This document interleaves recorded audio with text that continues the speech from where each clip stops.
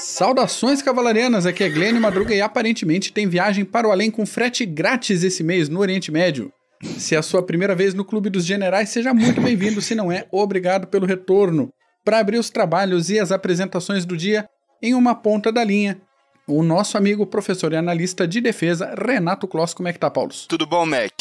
Saudações ao ouvinte, a todos do CG e ao Bull também, que tá com a gente aí hoje. Fala aí, Mineirinho. Tudo bom? É nóis. Pois é, na outra ponta, nosso veterano de CGCasts, membro fundador disso aqui e atual analista de defesa do Ponte Preta Gorilas, Daniel Ibarra. Fala, Bull.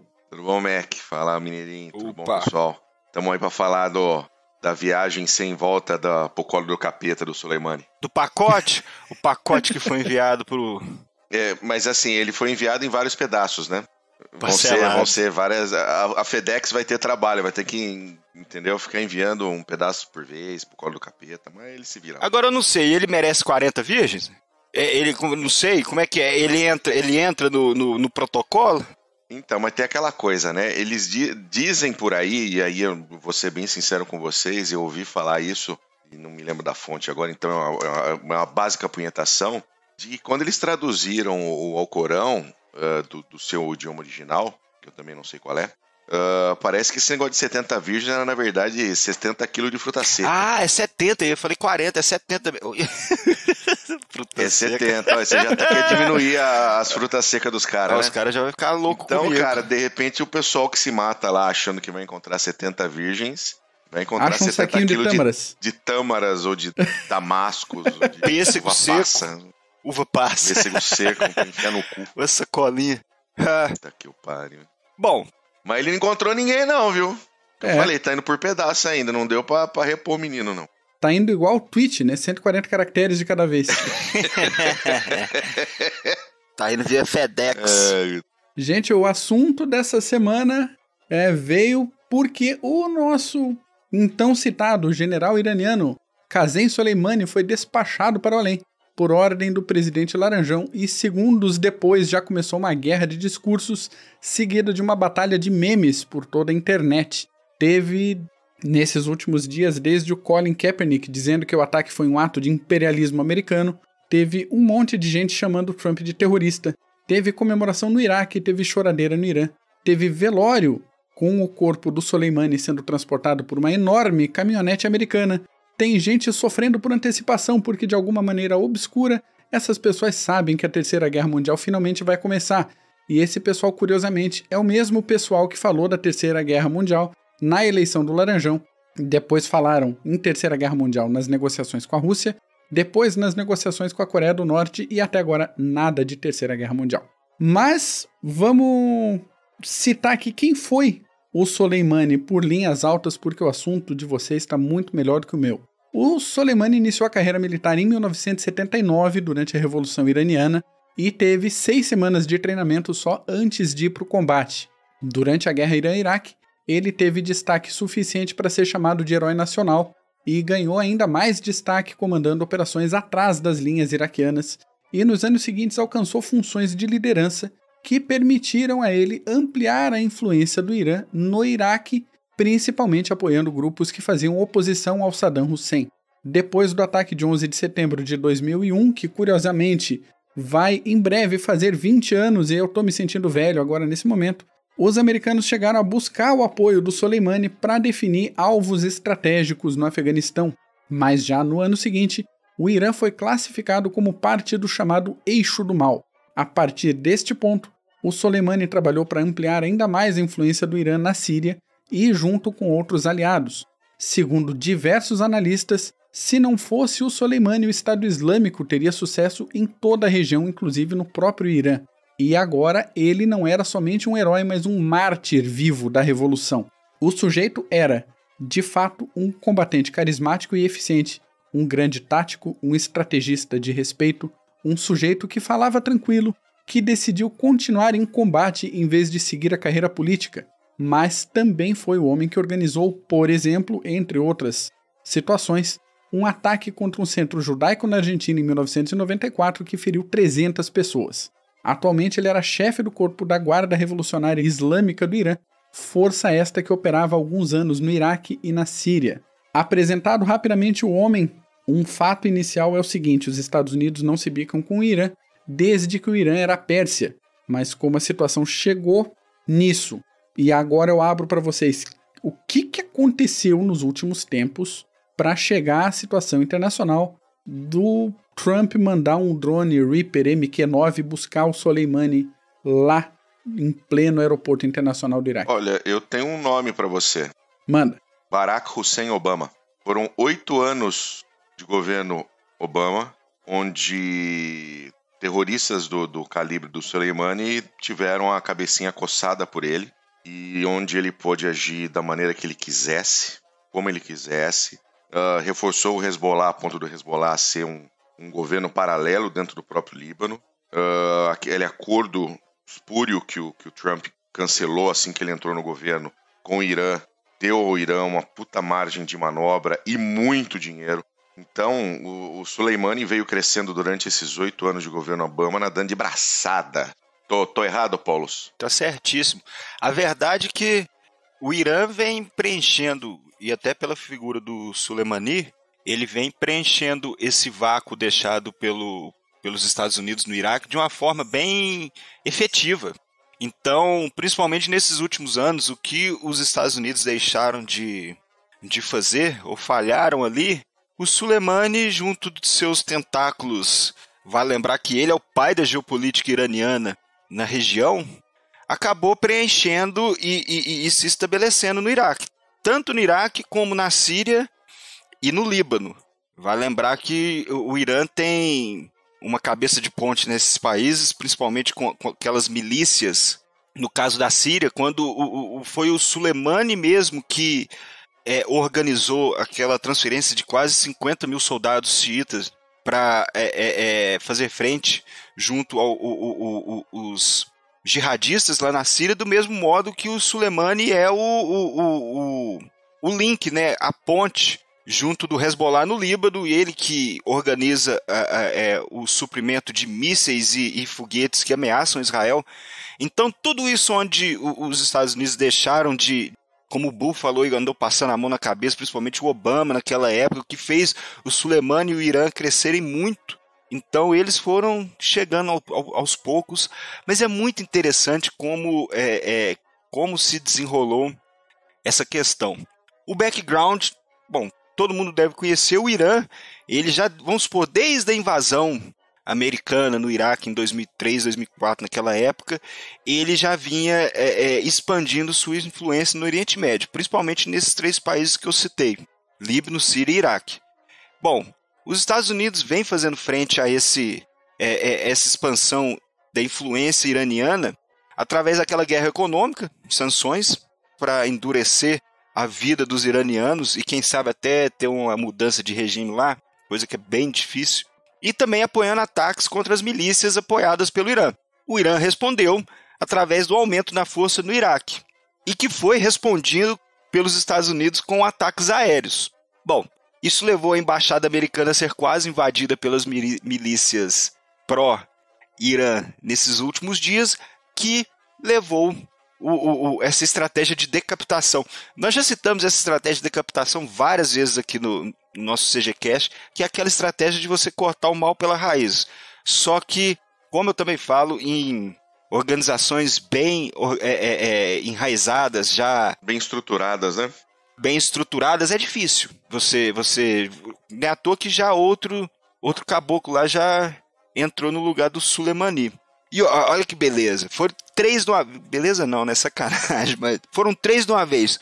O Soleimani, que é o arquiteto dessa estrutura iraniana em todo o Oriente Médio, agora teve 2 também, teve o Abu Mahdi al-Muhandis, que era o líder da milícia iraquiana Kataib Hezbollah, que é o Hezbollah iraquiano, e Naim Qassem, que era o comandante de alto escalão do Hezbollah libanês.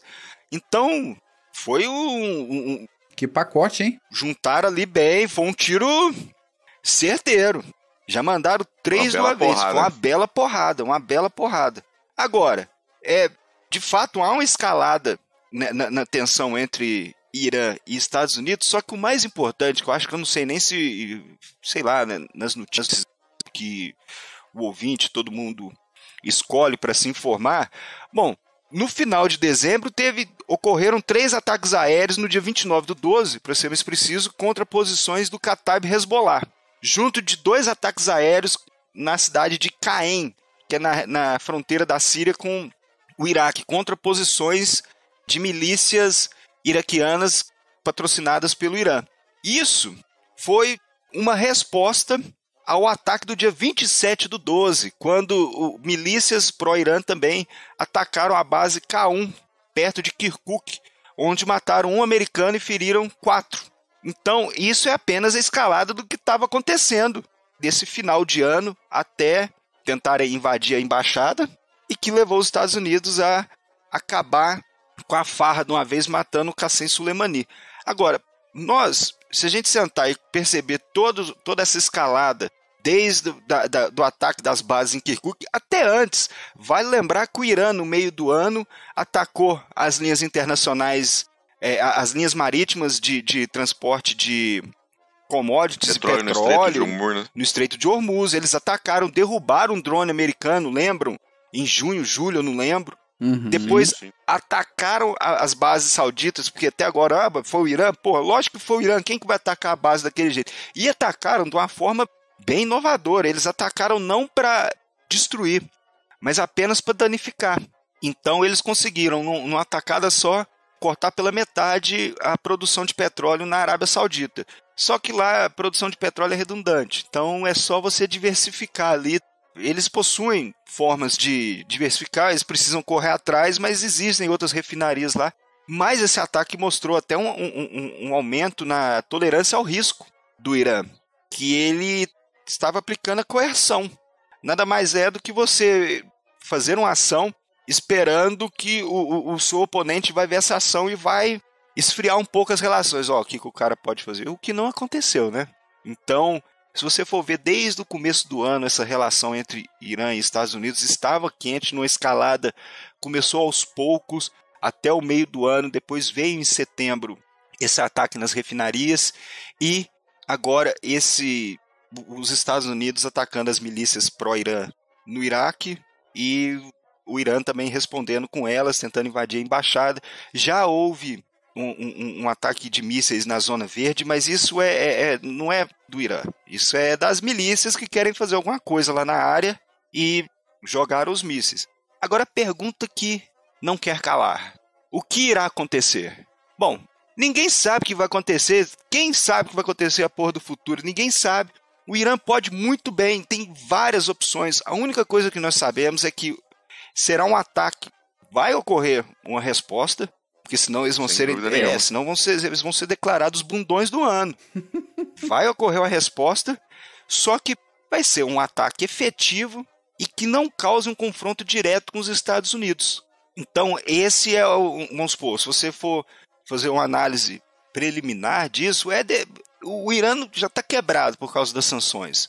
Então, ele não tem capacidade de entrar num confronto direto, ainda mais com os Estados Unidos. Seria mais desigual ainda que o Japão fazendo frente aos Estados Unidos no seu auge industrial, não tem cabimento. Então, a resposta... Eu queria comentar o seguinte, né? Porque, sem dúvida, não vai ser uma resposta franca e aberta com forças militares, vai ser uma resposta muito provavelmente através de outros países da região do Golfo, talvez até o Iêmen, onde eles estão muito fortes, suprindo bastante as forças iemenitas. Talvez um recrudescimento dos ataques no Estreito de Hormuz contra embarcações. Eu acho que até eles podem tentar atacar uma embarcação militar de menor porte americana no Estreito de Hormuz, né? Porque a gente sempre tem embarcações fazendo o patrulhamento daquela área exatamente por causa de toda a quantidade de embarcações, não só com commodities, mas com petróleo também, que passeiam por ali. E agora, eu imagino que os Estados Unidos estão, inclusive, entendendo que pode haver um ataque ao seu próprio solo, né? Isso. Um ataque terrorista até mesmo em solo americano. E apesar de eu achar improvável, não é impossível. Mas eu acho que a resposta vai ficar Eles vão trabalhar através de um outro estado, talvez, ou então uma resposta muito rápida contra embarcações do Estreito de Hormuz, talvez alguma coisa no Golfo. Mas eles não têm, entendeu, bala na agulha para fazer nada além disso. E a resposta do Trump foi exatamente como um recado claro para o Irã de que acabou a festa. Inclusive, teve o tweet do Trump, acho que aconteceu ontem ou anteontem, onde ele comenta que já existem 52 alvos pré-programados contra o Irã se ele vier retaliar. Cada um para um dos reféns da crise de reféns de 1979. Ver como Exatamente. É que o negócio tá amarradinho. Ou seja, além de ser uma resposta dura, é também mostrando que nós não nos esquecemos, né? Isso. Uma resposta simbólica, além de uma resposta militar? Exatamente, uma resposta simbólica, além de uma resposta militar. Eu, sinceramente, eu espero que o Irã baixe um pouquinho a bola. Não, entenda, isso é wishful thinking, tá? É. Não é o que eu acho que vai acontecer. Mas o Irã baixar um pouco a bola para se reorganizar também não é algo... Você vê, eles estão tendo divisões internas dentro do próprio governo, eles têm a situação da população, eles estão matando gente dentro do próprio Irã, que se levanta contra a situação atual econômica do Irã, que é causada pela política externa iraniana do Ayatollah, e era do próprio Soleimani. Então, a situação do Irã não é das melhores, cara. Não, o Irã Pra retaliar. Pra retaliar essa situação. O Irã ele tá feio na parada, né, coitado? Porque tá a economia lá no chão, até como você falou, os protestos. Até muitos analistas acham que eles vão usar a cautela agora até para poder capitalizar isso junto da população e meio que trazer a população de volta aos braços do Ayatollah. Agora... o duro é que para trazer a população de volta precisa ter comida na mesa, nem né, cara? Nem comida, nem combustível, nem... Tem nada lá. Daqui a pouco eles vão usar até o escambo para fazer o comércio. Bom, o Irã jurou vingança. O Ayatollah jurou vingança e falou que vai escolher a hora certa para dar a resposta. Agora, não vai, eu acredito que não será a morte de um general que vai levar o Irã a ter menos cautela na resposta. Eu acho que vai ser aquela resposta bem estudada. São várias opções. Eles possuem aquele extenso link com as milícias no Iraque e na Síria. Então, sim. Os alvos americanos no Iraque acabam ficando vulneráveis nessa situação. Eles podem atacar um aliado dos americanos também. E quem está com o cu na mão... Talvez Israel, né? Isso, mas quem está com o cu na mão agora é a Arábia Saudita. Porque muita gente fala, quer levar a Arábia Saudita? É muito fácil levar a Arábia Saudita para a era pré-moderna. É só atacar, da mesma forma que atacou as refinarias com drones, ataca as usinas de dessalinização. Agora, são várias. Eles podem atacar alvos americanos no Estreito de Hormuz. Porém, eu acredito que se eles forem criar algum problema nesses estreitos ali de Hormuz, no Estreito de Hormuz, no caso, e naquele mar, esqueci o outro nome do estreito, eles vão escolher, acho que os Estados Unidos, até porque eles não vão querer parar o tráfego lá, eles não vão querer ficar feio junto da China e da Rússia, que precisam muito daquele estreito. Então, tem que ser algo bem pontual, voltado para os Estados Unidos, ou através dos aliados mais fortes dos Estados Unidos. Fica até... Eu estava lendo que até os alvos americanos no Afeganistão estão em alerta. Porque... Sem dúvida nenhuma. Não, tá todo mundo em alerta. Todo mundo em alerta.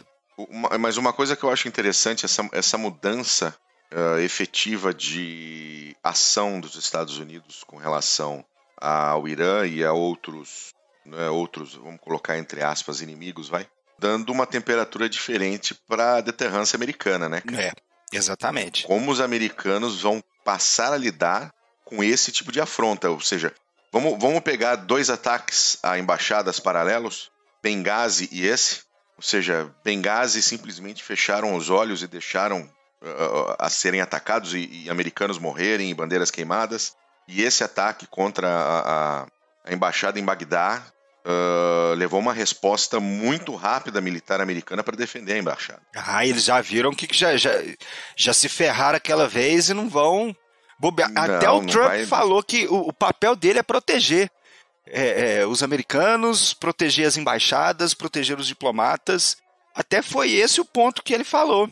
E isso é um recado também, paralelamente, à Rússia e à China. Isso. Né, que vem crescendo como principais antagonistas no campo geopolítico, né? Você vê a China com toda a sua ação no Mar da China, no Mar Amarelo, com relação às ilhas que vêm surgindo, ou até mesmo a questão territoriais que eles têm com o Japão, a questão política da Rússia com a Geórgia, com a Crimeia, com a própria Síria, que é a parte mais complicada disso. É um recado dizendo o seguinte: olha, não é mais uns Estados Unidos que ficam olhando as coisas acontecerem. E não estamos parados, né? Exatamente. Pois é, uma coisa que eu lembrei também foi a questão da Coreia do Norte, que, tal como o Irã estava acostumada com aquela política americana anterior, de cada vez que alertava que ia retomar um programa nuclear, que ia fazer testes de mísseis de longo alcance, os Estados Unidos iam com alguns bilhões de dólares e, entre aspas, negociavam a paz. Financiavam os caras lá, seja para financiar o terrorismo via Irã, seja para financiar a alimentação até na Coreia do Norte, mas a saída sempre foi jogar um monte de dólar na cara do pessoal. E que é um tiro no pé, né? Completo. Exatamente. Tiro no pé. Olha, para você parar de negociar, para você parar de desenvolver armas nucleares, eu vou te dar 200 bilhões de dólares. Como Mas olha, assim? você vai prometer para mim que você vai usar para dar comida pro seu povo, tá? Você promete? Pois é. Promete, como dizem, cross your hearts. Entendeu? Promessa, mindinho. Vamos cruzar mindinho? Ah, puta que pariu, né? Cair no conto, Pois né? e essas últimas semanas aí o Kim Jong-un tava assim, meu prazo de acordo para não testar mais armas tá acabando, eu vou testar mesmo que se lasque. E daí essa semana o MQ-9 foi buscar o Soleimani lá dentro de casa. Falou, opa, peraí, não tá funcionando mais esse negócio de chorar e ganhar dinheirinho na conta. Eu quero ver pedir Uber agora, depois do aeroporto. Essa galera aí vai estar com medo. O nego vai ter medo de sair pra fora de casa, cara. Todo mundo. É isso que tanto você e o Mac falaram. Voltou ao palco.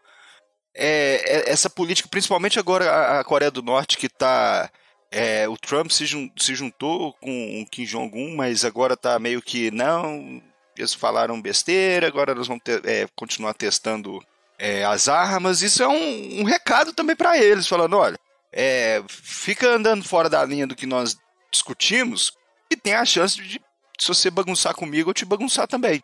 Isso é uma forma aquela forma de dissuasão, bem conhecida. Não faz nada não que você tá vendo. Como o Marco, né, Mac, falou, aquela da palmada. Sim. Te dá uma palmada na criança, a criança não vai fazer mais nada depois com medo. Isso é a mesma coisa. Agora, quem tá com medo nisso tudo? Arábia Saudita, Israel, com certeza devido ao Hezbollah na sua fronteira do norte. Agora, quem tá com medo também é o Iraque. Por quê? O Iraque depende muito dos Estados Unidos e do Irã para sua segurança, tanto interna como externa. Vale lembrar que quem fez frente ao Estado Islâmico, aqueles safados, filhos da puta, foram quem? Foram as milícias pró-Irã do Iraque e as divisões iraquianas sustentadas pelo exército americano. Então agora, com esse terreno rachado aí, essa divisão, o Iraque fica... E aí, vou ficar do lado de quem? Vou ficar em cima do muro? Eu dependo dos dois. Eu dependo do pessoal sustentado pelo Irã da mesma forma que eu dependo do material americano. Então, o Iraque está numa encruzilhada. Será que ele vai... Muita gente está falando que ele vai para o lado do Irã. Agora ele vai voltar para todas as tropas estrangeiras saírem do país. Porém, isso é só conversa até agora. Não se sabe se vai acontecer.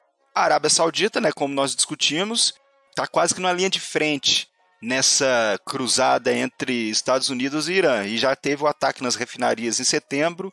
Então, eles estão em alerta. E Israel devido ao Hezbollah, na sua fronteira norte, que pode... O Hezbollah tem grande presença no Líbano, principalmente em Beirute, e pode fazer algo contra os cidadãos israelenses, como também os cidadãos americanos nessa região, tanto em Israel como no Líbano. Na Síria, não sei se vai acontecer, se essa morte do Soleimani vai influenciar muito, porque já estão bem estruturadas as milícias que recebem patrocínio do Irã, lá na Síria, que lutam contra os jihadistas. O Afeganistão também está de olho, porque tem vários alvos americanos na região, só que o Irã não tem influência, uma grande influência da mesma forma que tem na Síria ou no Iraque, por exemplo. Então, há alvos americanos lá. Vale lembrar que o Afeganistão faz fronteira com o Irã. Mas não se sabe se vai ocorrer de fato um ataque por lá. Os países do Golfo também estão quietinhos. Vale lembrar que o ataque do drone, do MK9, saiu de uma base do Catar, o Said, se eu não me engano. Os iranianos já falaram que isso é um alvo legítimo, o que levou ao diplomata Qatari a voar para Teherã e pedir, pelo amor de Deus, para não nivelar essa base aérea. O que falam é que depois desse encontro entre esse diplomata Qatari e os iranianos, o Al-Shabaab, que tem links com o governo Qatari, já está atacando na Somália bases que possuem material e dinheiro e pessoal bancado pelos Estados Unidos. Então já estamos vendo aí um pouco dos ataques através das milícias, através dessas forças proxies que o Irã possui. Então eu acredito que vai continuar nesse passo, nesse ataque de milícias, enquanto eles não dão aquele golpe bem estruturado que eles estão pensando. Isso eles vão fazer mesmo. Dizem que já foi diplomata lá falando que se o Irã não fizer nada, os Estados Unidos levantam as sanções econômicas. O Trump falou que o Irã não é bom de vencer batalhas, né? Mas é bom em negociação. Isso pode ser um indicativo de que eles podem tentar levar essa crise para esse lado. Mas persa é ferrado, né, bicho? Persa não pode mexer muito com persa, não. Eles não estão muito de brincadeira, não. E outra coisa também, gente, isso é por ouvinte. Iraniano não é árabe. Pelo amor de Deus, você vai falar isso pra eles, vão ficar loucos. Né? Os árabes, porra, tem analista aí passando essas televisões aí, é de cair o cu da bunda, viu? São os famosos especialistas. Que o pessoal chama na Globo News lá mestrado pra bater papo. De Twitter. Mas é uma situação que deve esfriar daqui a algumas semanas. Eu não acho que o Irã vai atacar, assim, se ele fizer algum tipo de ataque, não vai ser agora, não vai ser amanhã, porque eles precisam pensar muito bem o que eles vão fazer, cara. Se eles atacarem amanhã, depois de amanhã, eles vão ter um problema muito sério, porque tá quente ainda. Tá tudo muito quente. Isso. Tá tudo muito quente. Vai ser uma escalada muito forte. E eu não tenho dúvida que o nosso querido Laranjão vai meter fogo nesses filmes. Já meteu agora, pra ele não custa nada também. Dá aquela bicuda na porta de uma vez mas é difícil, né? Porque aí o Irã botou a Força Aérea pra patrulhar o Estreito de Hormuz com Tomcats, cara. Que é que nem patrulhar com Opala.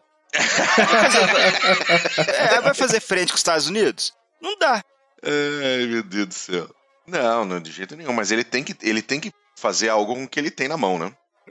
Ele tem que fazer algo que ele tem na mão. E a gente sabe que isso, agora, analisando, pode ser um confronto assimétrico e geralmente ele vai bater onde os Estados Unidos têm deficiências. Isso é a lógica mais racional do mundo quando se trata de conflitos assimétricos. Com certeza, como é um conflito assimétrico, o Irã vai bater onde os Estados Unidos têm deficiência. Ele não vai bater de frente com as forças convencionais americanas. Então ele vai tentar manobrar para ferir onde os Estados Unidos sangra onde a opinião pública vai bater de frente. Então é assim que funciona um conflito assimétrico. Ele vai manobrar para bater onde dói mais nos americanos. É isso que eu acho. Vai ser um ataque efetivo, bem efetivo, mas eu acredito que seja um ataque que seja cirurgicamente, milimetricamente proposto para não entrar no confronto direto. Porque se entrar no confronto direto também, aí ferrou. Ferrou para todo mundo, porque o petróleo já subiu 4%. Vai ficar cara a gasolina, hein? Nossa, aí a galera vai pedalar. O Irã não vai fazer nada que não seja uma resposta proporcional. Enquanto mantém-se o conflito em respostas proporcionais, a escalada é menor. Mas deixa eu te perguntar uma coisa, Paulos. Como é que está aí a mobilização das forças russas para começar a Terceira Guerra Mundial, que o pessoal está... já tá vindo... Mundial. Já tá os meninos novos no Twitter falando, e agora o Bolsonaro está no poder e nós vamos ter que lutar na Terceira Guerra Mundial pelo Trump. Como é que tá como é que tá o processo de como é que tá esse processo aí de voluntariado forçado das tropas brasileiras, hein? Eu tô sabendo que a galera já tá jogando Call of Duty aí pra... Né não, Mac? Pra ver se dá um gás lá, se for convocado, porque dá um gás lá. Já tá sabendo, perto do xizinho lá na hora de matar, quadradinho, tudo, bicho, isso aí dá uma tristeza danada, aí começa essa comoção aí, Terceira Guerra Mundial, aí o outro, começou o ano, Terceira Guerra Mundial, a outra já deu dor de barriga, não sabe o que tá acontecendo, isso aí, a galera, a verdade é que tá acomodando, né? Ninguém... Quando foi que acabou a Guerra Fria? Já tem 30 anos aí nas costas aí, então o povo tá... Perderam a noção. Perderam a noção, né? Completamente a noção. Perderam o referencial, então pra tudo é bagunça. Mas é engraçadíssimo, cara. Você lê o Twitter, é um negócio muito engraçado. Eu sei que você tá sempre no Twitter também. E, cara, eu dou risada. Aí pega esses... Tem o youtuber lá, aquele que imita Foquinha lá também, dando palpite, falando... Porra, a gente tem que refinar muita coisa lá, né? Tem que... Eu gosto muito do Twitter, cara, porque eu acho que é a linha de frente da notícia, né? Da informação, o primeiro local é lá. Mas que dá voz pra tanto bundão que eu vou te falar. Tristeza. Cara, essa é a liberdade de expressão. Liberdade de expressão, tá certo. Tá certo, é bom que a gente certo, vai refinando e tem um bloco lá. E a gente precisa rir de alguma coisa, né? Senão não tem Terceira Guerra Mundial, aquela do Call of Duty lá que o Mac tinha até botado lá, é de trincar, né? De trincar as bolas. Beleza, hein? Já joguei Call of Duty, então eu tenho uma noção. Já joguei Call of Duty, o cara não sabe nem destravar uma .40, acha que nunca viu uma arma na vida. Se viu uma arma na vida, vai fazer xixi na calça. Assusta com o barulho. E nunca viu mesmo. Tem uns bosta dele, nunca fui nem em museu pra ver ver, né, militaria, essas coisas todas. Nem deve ter ido, então... Terceira Guerra Mundial é mole, velho. O povo que quer a Terceira Guerra Mundial sem muito barulho pra não incomodar os cachorrinhos. Cala a boca, Bolsonaro. Como se Bolsonaro fosse... a guerra, vai pra guerra, Trump. Cala a boca, Bolsonaro. Sabe, é umas porra que... Pô, tá ficando... Tá emburrecendo. Fica difícil. Tá ficando. Gente... Então, frustramos as expectativas de muita gente aí, pelo menos a princípio não vai ter a Terceira Guerra Mundial com a morte do Soleimani Francisco Ferdinando do século XXI. E é isso. Agradeço, Paulus, agradeço, Bull. Obrigado por um episódio delicinha para começar 2020. Prazer, Mac, voltar aqui e falar com você de novo. Eu que agradeço ao Bull aí, né, Mac, que veio papear com a gente hoje. E pro ouvinte aí, pra tirar um pouco aí suas conclusões e compartilhar aí com quem conhece, que gosta do assunto, pra tentar entender um pouco o que tá acontecendo. Com certeza. E agora recado pro ouvinte, se você gostou desse episódio, acha que alguém mais pode gostar também, compartilhe o link, baixe o áudio, mande pro grupo da família, do trabalho. Seja criativo, se vire, espalhe por aí a palavra do Clube dos Generais. Se você concorda com a gente, manda uma mensagem em alguma das nossas mídias por aí. Se não concorda, manda também. Se achou que a gente tá falando groselha, fala isso pra gente. Dá like, dá dislike se você estiver vendo pelo YouTube. Manifeste-se e até semana que vem. Senhores, de novo, muito obrigado. Valeu, um abração, Mac, abração, menininho. Valeu, gente, um abraço.